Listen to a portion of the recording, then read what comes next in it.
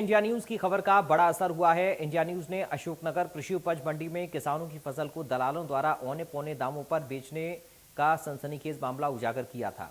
Sting operation के द्वारा कुछ दलालों को चिन्हित किया था।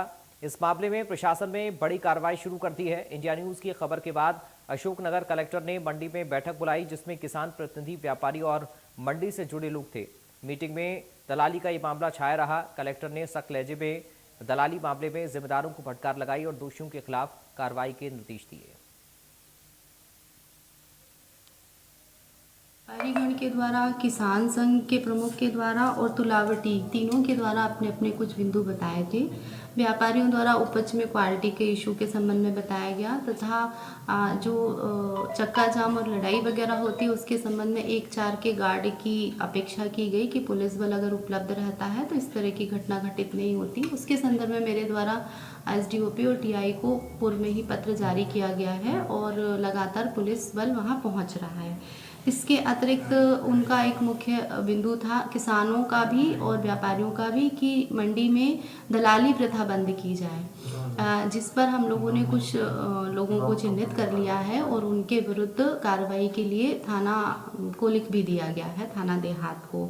इसके अतिरिक्त उनका था कि पुरानी मंडी में गहरे गड्ढे हो गए हैं, उनको भी भरा जाए, प्लस तौल कांटा कम है, उसके लिए पूर्व में ही पत्र मंडी बोर्ड को जारी किए गए हैं। पुनः स्मरण पत्र कलेक्टर सर के द्वारा कहा गया है कि वो व्यक्तिगत इसको संज्ञान में लेकर बात करेंगे।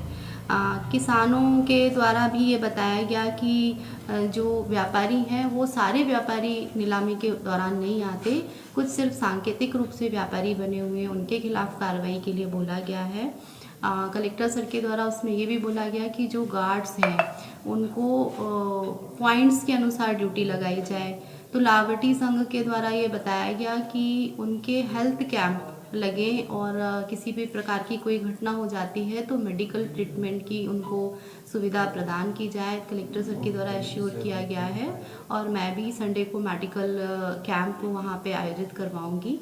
यही मुख्य बिंदु थे। अच्छा मैम, इसके अलावा जो जिन लोगों के लिए बोला गया है कि जो खरीद नहीं कर रहे हैं उनके खिलाफ कार्रवाई या उनको नोटिस देने की प्रक्रिया भी शुरू हाँ बिल्कुल, हम लोग चिन्हित करेंगे कि ऐसे कौन से व्यापारी हैं जो जिन्होंने सिर्फ लाइसेंस ही लिया है और किसी भी प्रकार की सक्रिय गतिविधि में शामिल नहीं होते हैं, उनको चिन्हित करके नियमानुसार नोटिस जारी किए जाएंगे। फिल्म निर्माता निर्देशक